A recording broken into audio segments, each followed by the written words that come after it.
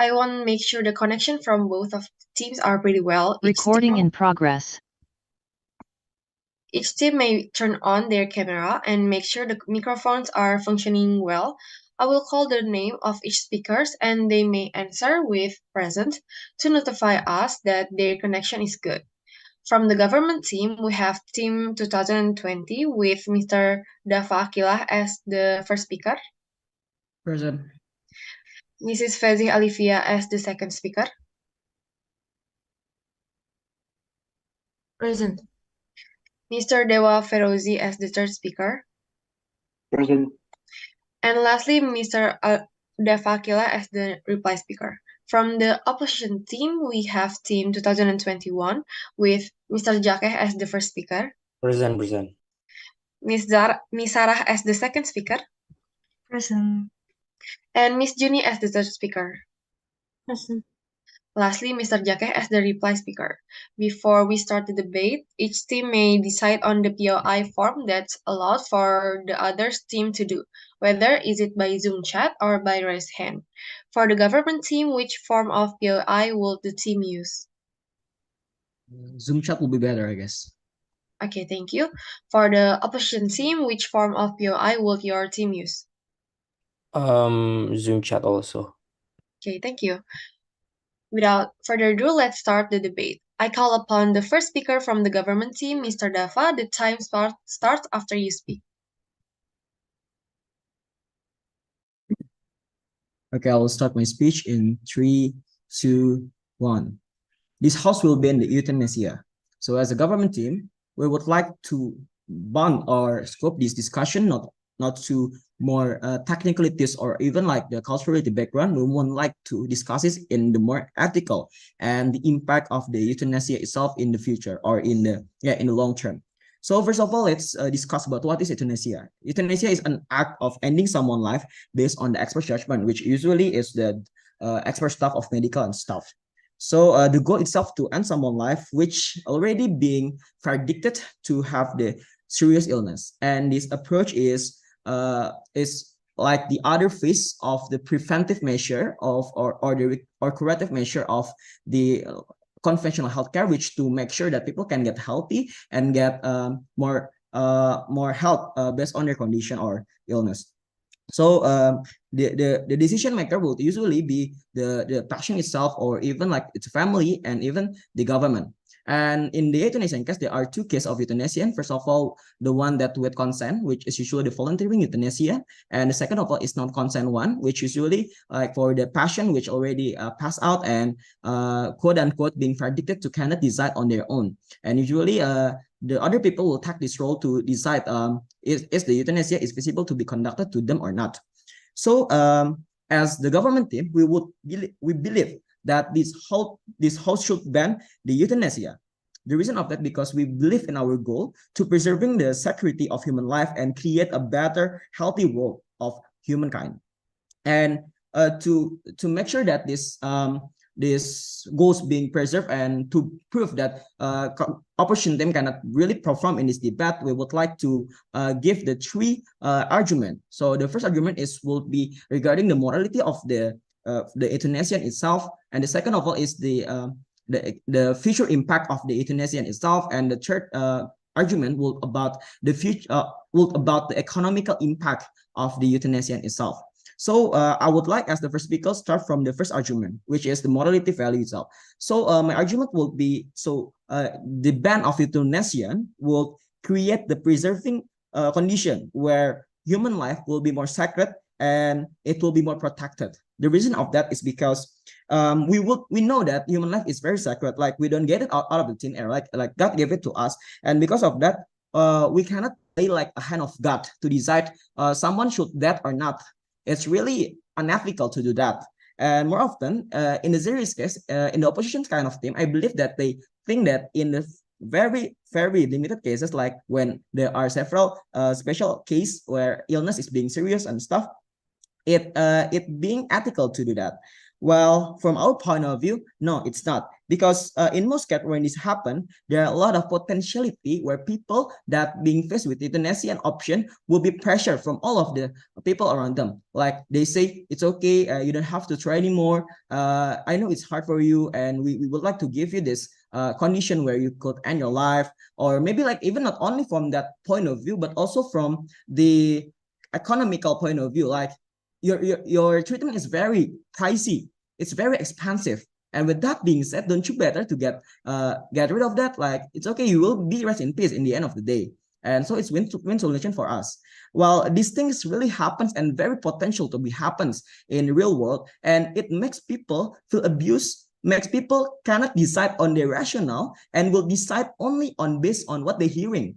Eventually it will lead to people think that, oh, it's better for me to die, and ended up it was like a suicide for those that quote unquote being predicted to have a serious illness, where the serious illness itself, most of the case can be secured. Maybe I would like to define some serious illness itself, maybe like from the cancer, or even like when they have this condition of tumor and stuff, where it could be secured, it will be cured. Even though it's not, then let's not play like kind of that. If the argument is like, no, it will make them feel harm. Usually in the normal healthcare system right now, we have the system where people don't have to get harmed. They can get antibiotics, they can get the antidote, which make them like, no, they don't need feel harm. Or the sedative measure, it can be also implemented. The example of my value, the example of my argument is in some place, like in countries where euthanasia is legal, there are risks that it will make people feel pressure. It's those devaluing human life. More often in some country like Colombia or like Netherlands and Belgium, then the increasing life rate is really low. Like eventually, not really low. I mean, like the future improvement of the healthcare system there is low. Sorry, my mistake. So it will create where the system where people usually can get accepted to ferry people to that, and in morality view, it's not good. And with that being said, we as the pro team will decide that this whole should ban the euthanasia. Thank you. Okay, thank you. For the first speaker of the government team, span 5 minutes and 20 seconds. I call upon the first speaker from the opposition team, Mr. Jake. The time starts after you speak. Okay, am I audible? Yeah. Okay, I would start my speech in 3, 2, 1. While the proposition or the government side of the house believe that this house would ban euthanasia, they only account for the best side of our arguments. But the worst side of arguments, that there is a medical conditions that cannot be cured by the current technology of our medical treatment that is available in the modern day. So that is why we here as an opposition team trying to believe that this house should not ban euthanasia. But first of all, we would like to give an agreement about the types of euthanasia, that there are 2 types of euthanasia. The first one is with consent, which is a voluntary euthanasia, where patient is able to create decisions and or wants to end their life, right? And the second one is without consent, which is an involuntary euthanasia, where patient is unable to create decision due to lack of capacity, not passed out. The main reason of euthanasia is a person is suffering an extreme conditions and there is no hope of recovery, right? And if our side of the house trying to propose euthanasia to be legalized in, for example, Indonesia, the first thing that we should do is to create a legal framework so that there are conditions that should be noted so that there are no misuse of this euthanasia program. For the first one is there should be a consent from the patient itself of their sound mind and body, undisputed from external factors, right? while their side of the house account for the best side of the arguments, the worst side of the arguments that there are several patients that cannot create and informed decisions, right? In our side of the house, we provide a background check and supported network so that we could protect possible victims or of abuse or stuck in other situations in which they cannot properly give a consent, right? There are mechanisms that we are trying to propose, but the first one is for the medical conditions that the patients have, we should give the first one is the alternate options for the treatment that patients could undergo. The second one is we could assist guidance for patients with several needs. For example, patients who have cognitive disabilities, intellectual disabilities, or anything that could hinder their abilities in understanding or create a informed consent for their options. We would provide an extra mechanism so that the patient the patient's final options or the final decisions of the patients could be decided more thoroughly. And we also would like to have their consent of their guardians or anyone that can substitute the patients in case the patient is unable to make the choices, right? There are several conditions that the patients could be euthanized. The first one is they have to be diagnosed from a verified medical professionals. The medical professionals should have a license to perform euthanasia. And the second one is there are only several medical diagnoses that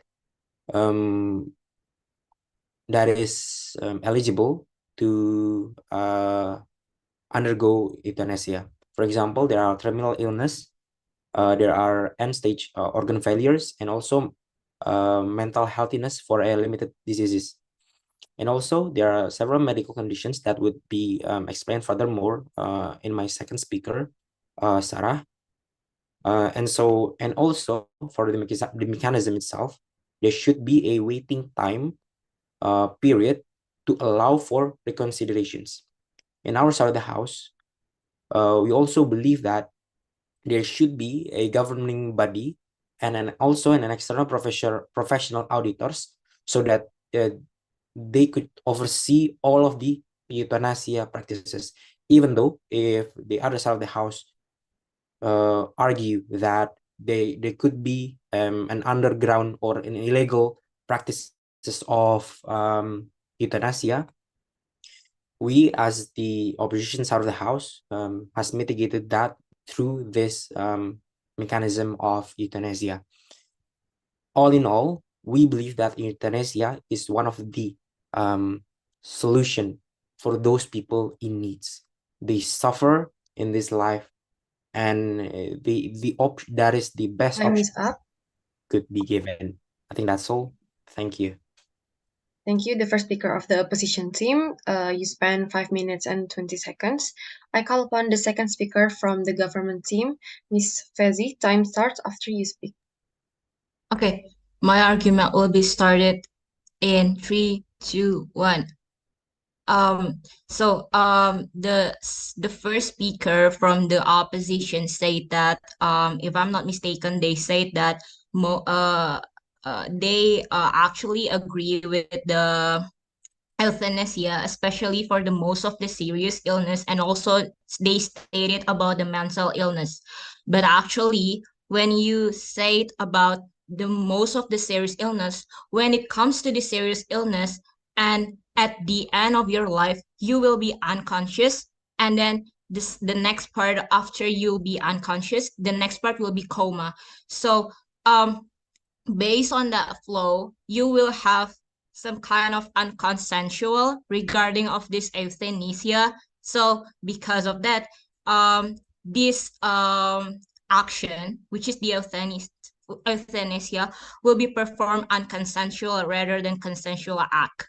And then the second one you mentioned about regarding of mental illness, and I think this is a kind of logical if you have a kind of mental illness, especially if it is too heavy, or you're having some kind of difficulties in your life to perform something because of your mental illness, you will be a kind of you will not have the act to decide whether your decision is consensual or unconsensual, because you are not fully ready to decide whether it is right or wrong based on your act and based on your medical condition, regarding of it's a physical illness or it's a mental illness. And then um uh my next argument will be, if you're feeling like, if you know that your this act will lead to unconsensual, this euthanasia will also lead to a slippery slope concerns, which this statement will allow euthanasia, where euthanasia will lead to the criteria for eligibility expand over time and potentially including non-consensual cases. So for example, like in Belgium currently, there have been cases where euthanasia was performed on individuals with psychiatric disorders, and also it is raising ethical questions about the boundaries of euthanasia. So if there is, if you're stating that, if you're stating not accepted, sorry, if you're stating that these euthanasia regulations will make the best for all of the people, including like the mental illness and also the serious illness, I think I will probably the first one that will disagree with you, because if we mention like the physical cases, like the physical illness, the final stage for each person will be different for everyone, because um yeah um I think there will be no boundaries from each person from one to another, and uh, with this slippery slope concerns, the medical and also the doctors and etc. will have no boundaries and will generalize. Will have the chance. Sorry, will have the chance to generalize everyone that it is okay to end someone's life without of their consensual matters. and I'll also want to add about the palliative care improvement. If you ban the act of euthanasia in the country, it will also encourage investment and improvement in the palliative care, and also providing more compassionate and holistic approach to end of life care, because the purpose of the medical itself is to cure someone, not to end someone. This is the wrong arguments, I can say that, in euthanasia, because it really disregard of like this value the medical itself, because the medical itself, the value of medical is to cure someone, not to end the life of someone. And if you're allowing euthanasia in the country and without a ban, there will be a potential for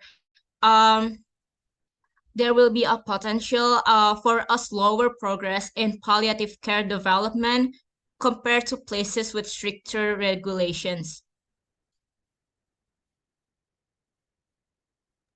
Okay, thank you for the second speaker of government team. You spent 5 minutes and 20 seconds. I call upon the second speaker from the opposition team, Miss Sarah. The time starts after you speak. Okay, I'll start my speech in 3, 2, 1. Ladies and gentlemen, our honorary judge, before I rebut the argument of the other houses, I would like to build my argument first. We also need to remember that there are also other factors to consider the reason why this house supports the euthanasia. Because for patients who are terminally ill or in serious conditions, they are more likely to be hospitalized continuously for a long period of time. However, we need to remember medical insurance is not something that 100% privilege that everyone could have. And this will lead to a huge financial burden to both the patient and also the remaining family. And this is why some people might voluntarily chooses to be euthanized. And it should be okay because they maybe see no hope of returning to their normal condition, and their treatment could only impact their family's economy in a bad way. And the second one is the issue with the guardians. We should not assume that everyone can have a guardian that can take care of them if they choose an alternative treatment. And so I would like to rebut the argument. I'm sorry, Pio, I decline to rebut the argument of the other houses. Consents of guardians are legal in medical ethics, and is something that is also actually used for operations when the patient is not in the state to consent for that. So how about that one, right? And while the other house also says that these factors, like the financial and also the consent from the guardian, it can play into a manipulative manner, I think it is entirely different. So in my argument, I would like to ask the question, if a doctor who left a patient untreated to death is considered as crime and even a murder, then why is it not considered a crime for a doctor to leave their patient suffering when there is no hope left for them to be cured after their treatment? So doctors, they aren't just telling people to die, okay, but they consider the pain of the patients, they consider the rate of success for the treatment, the after effect of the treatment is also considered, and how the after effect could eventually affect their patient when they are returning to their normal life. And if we are also saying from the other house, they're saying about like tumors and cancer and cancers, and how there's like chemotherapy, there are antidotes, there are antibiotics. But what about people whose life is actually sustained by medical technology, but they are not actually living? Like, what if the patient is like suffering from something serious, like from a brain damage, and they're not able to do anything? They are not cured, they're not healthy, their organs are actually failing them. They could not even like open their eyes, and there's no prospect of them to be healthy again. What else could they do? Like, I'm sorry, no POI allowed. I think this is why euthanasia should be legalized under the conditions from both consent, as long as the patient and the guardian, as long as they are consenting, and of course, if there is an actual diagnosis from the licensed doctor. So, other than that, I think we believe this house believes that euthanasia is something that should be legalized. It's not completely criminal, it's not murder, it's actually a choice, and it's a choice that they should be given. Because if we are just telling them to continue their suffering, is it really a choice? Why why is that not an option in this? What if they don't want to like continue living? Are we supporting suicide? No, we're not, because there's actually physical harm that's continually going on their body, and the patient is the one who's actually like knows about it. But uh if we if we ban it, then the patient, they should just continue to suffer, then that's even worse for them. So I think that's something that should really be considered for the euthanasia law. And I think this is why our house supports the legalization of the euthanasia. I think that's all from me. Thank you very much. Okay. Thank you. The second speaker of the opposition team, you spent for 4 minutes and 14 seconds. Now I call upon the third speaker from the government team, Mr. Dewa. The time starts after you speak. Okay, my speech will begin in 3, 2, and 1. Okay, there are some things that I want to point out. First is the inconsistencies in the opposition side of the argument. First of all, the second speaker there bring a case of brain damage where even the patient cannot do anything again in life, right? But you then make a point of consent where we cannot infringe on someone's choices, right? On someone's right of choice. So there is an inconsistencies there where you talk about consent, but you make a case of when someone cannot even bring any consent to the table, right? Also, the first speaker told that if they can't give any consent, we can use the guardian consent, which is another inconsistencies.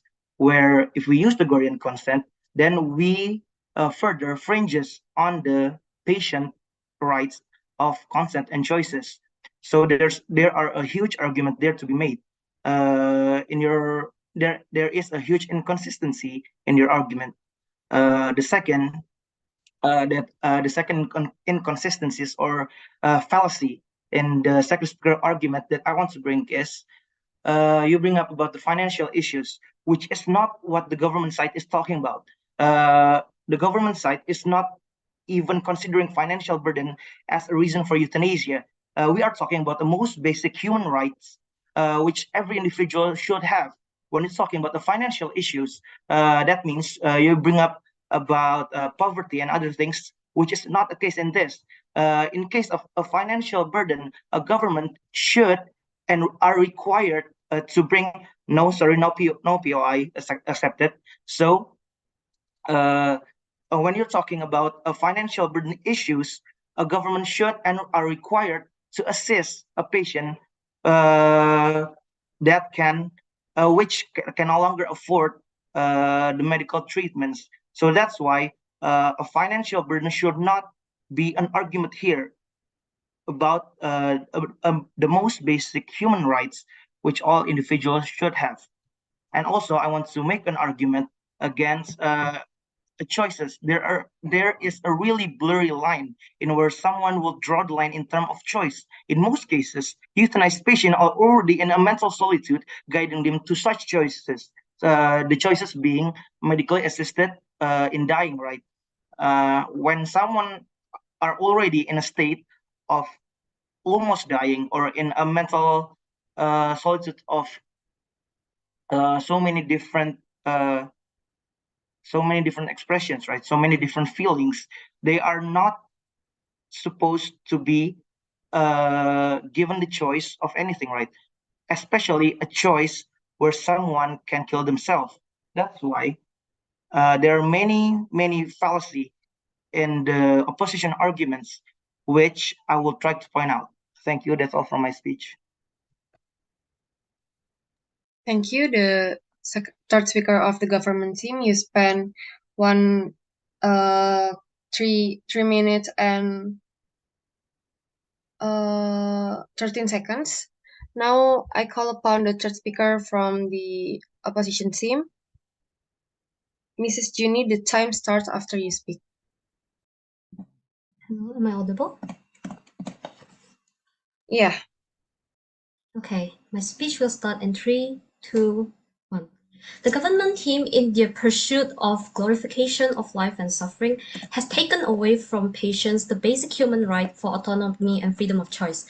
First, in the government's ideal situation, right, in which they, in the best case, where they, okay, let's engage with the government's case in which they, in their motion, they want to improve palliative care and improve basically care for a lot of these patients which are suffering from extreme critical conditions so that they will maybe like be cured and be released from hospital care. Let's engage with that condition and let's see what would happen in that and compare it to what would happen in our world and in our case. So in this case in which like a patient magically recovers, right? Maybe they recovered from and can be released from hospital care.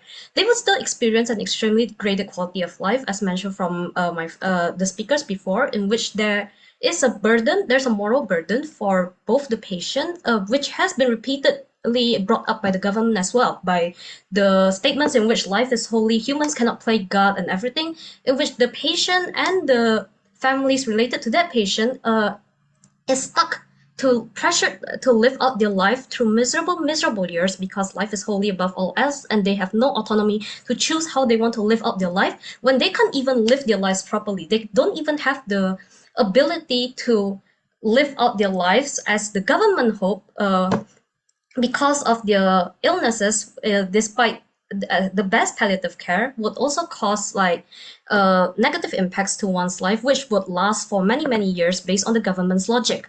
Meanwhile, for our team, by providing proper from this case, we will now compare to our team's case, in which by providing proper frameworks for patients to make an informed choice with their lives, be it by providing proper consent mechanics, be it through our informing our patients of all alternative options before they make the choice to euthanasia in consensual ones, or even in non-consensual ones in which the patients may be stuck in conditions in which they are otherwise unable to consent. They'll be able to consent. The guardians of that patient will be able to consent. Why we think this is still right is because the guardian is, in extension, responsible for the patient's life, and the effects of the patient's life itself is negatively impacting the life of the guardian in charge of them.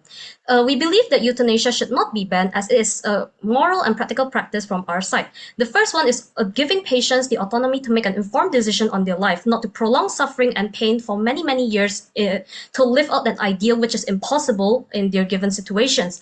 And secondly, to reduce the burden of societal pressures to the glorification of suffering for both patients and families. And lastly, as we mentioned, it would allow us to even do what the government wants, to provide better care for patients, as if we reduce the care given to patients which have very, very little hope of surviving, we can instead distribute our resources better so that we can provide better palliative care for patients who actually have the chance of surviving and wants to survive and can actually make do with what life they were given. So let us compare our best cases and worst cases in our situation, and through this we'll prove that our condition is still better than whatever the government has suggested. In our best case scenario, we would allow for patients for the freedom on choice and ultimate informed autonomy for patients to no longer be burdened with pain and suffering and to decide ultimately where their life would lead them. And in the worst case scenario, where patients may not be able to consent fully, as the government has repeatedly worried about, we would decrease unnecessary suffering, be it both the patients and the families associated who are in charge of the patient, who may not be able to properly the families would be forced to like prolong resources, prolong financial outs and stuff, which allows for better care for patients to be allocated to patients with chances of recovery, and thus giving more hope for patients which can actually like live out their life better, compared to patients with very little hope but still wasted on just to glorify the concept of life. Therefore, we believe through our opposition that our scenarios are better compared to what the government has to say. That's all from me. Thank you. No PO is accepted. Okay, thank you, Miss Juni. The third speaker of the opposition team spent 4 minutes and 33 seconds. Now I call upon the reply speaker from the opposition team, Mr. Jake. The time starts after you speak. Okay, I'll start my speech in 3, 2, 1. Our team firmly believes that euthanasia should not be banned, and we are already providing a proper framework for the patients to make informed choices about their lives is both moral and practical imperatives. One of the fundamental principles that we are trying to uphold is the right to autonomy, the right for individuals to make decisions about their own lives, especially in the most challenging circumstances. Euthanasia respects this principle by allowing individuals who are enduring unbearable suffering to have choices in how they wish to face to end their lives. In doing so, it offers them the chance to regain sense of control and dignity that prolonged suffering may deny them. Moreover, euthanasia serves to reduce burdens and societal pressures often associated with the glorification of suffering. Families too bear the weight of seeing their loved ones endure pain and agony, and there may be no hope for the improvement. By allowing patients to make informed decisions, euthanasia can alleviate the emotional and physiological toll in both patients and their families, and promoting a more compassionate approach to end their life care. From a practical standpoint, we also argue that euthanasia can lead to a more efficient resource allocation within the healthcare system itself. And also, in the best case scenario, euthanasia provides individuals with the freedom to choose, right? allowing them to exercise their ultimate informed autonomy when it comes to their own suffering, right? In the worst case scenario, it spare unnecessary suffering for the patients and allow for allocation for the better care who are those who may have genuine chance of recovery, right? In conclusion, our position favors euthanasia is rooted from the principle of individual autonomy, compassion, and also practical resource management. It is the matter of allowing individuals autonomy to make informed decisions about their lives, right? Reducing suffering for both patients and their families, and also ensuring that efficient allocation of resources within the healthcare, within our healthcare system, right? And also, the start of the house didn't only engage with the special cases of our motions where patients could not decide the right decision. They glorify the notion of suffering while there is a clear option to clear their suffering, right?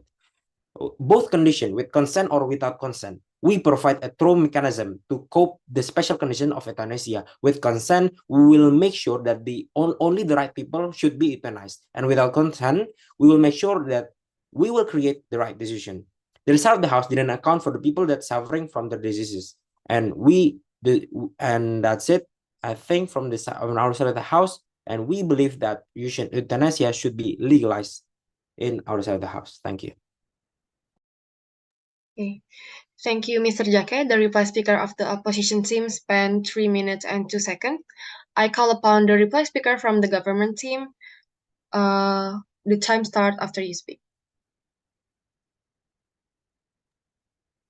Ladies and gentlemen, I will remind you a bit about penicillin that invented in 1943. Before that, before 1943, does it okay to verdict people who get pneumonia or other diseases to be killed? So this is the point that our team tried to give, which is the final verdict to live or not is different based on people and time. And we really honor the sacredity of human life. Because like what the second speaker already said in the government team, that it's different, like the final verdict or the number of strengtheners of people through every person and even every time, like the tax is changing. And this thing, the euthanasia will incentive the point where people doesn't have to find a better curative way to make sure people can get healthy life. Because when there is something that could make people cannot live, then just kill it. Just once again, just make sure that people playing like a hand of God. And moreover, the opposition team already trying to give us the best and worst case scenario. However, they never neglected that their technicalities, like for the consent and also for the legal framework, like what first speaker said, is have its own flow, like the one that already being high pointed by our third speaker, which is only like what kind of consent that you say if people in your scenario, right? In your scenario is doesn't have this constitution, doesn't have this sense of life. They cannot really wake up, right? So because of that one, what kind of consent that you're trying to talk about, because that is already being double standard in your case. And even in your base, in our worst case scenario, in our best case scenario, people nowadays can have a lot of good health technology, which don't have to make them feel suffer, like the one that being said by our second speaker, which is they can get the antidote and stuff, and it doesn't have to make them feel ill. And eventually, people don't have to play like a hand of God. And even in our worst case scenario, where people misabuse the condition, like what our second speaker has said, it will make sure people it will make people get lost of its own mind, its own body, its own consent. Because eventually, when they don't wake, then you can just choose the family to live, to choose do you live or not. And just like what our third speaker have said before. And with that being said, the argumentation of opposition team already cannot be counted in this discussion, because once again, even on their best case scenario, they don't really consider the fact that their technicalities have its burden. Moreover, in its worst. Moreover, in our case, in the government case, opposition never touch a point where it will lead that there are things called as peer pressure or the social pressure from others, like because because oh you don't have this to make sure that we don't have financial burden, then yeah, just kill yourself. Or to make sure that we don't have to take care of you, you can just have to kill yourself through this euthanasia. And with that being said, it already neglected their best case scenario, which is the people pressure, and make our case much better to be counted, which is to ban euthanasia. Thank you. Okay. Thank you, the reply speaker of the government team. Spend 3 minutes and 30 seconds. Now, this is the end of the debate. This is a silent round debate, so the announcement of the winner will be announced later on Lijur's Instagram or will be informed by your manager angkatan this night. Now, the debaters may leave the room, and thank you to all the participants and the educators. Wish you the best of luck. GG Pars, thank you Bos King. Thank you. Thank you. Thank you. Recording stopped. Oke lah. Yeah.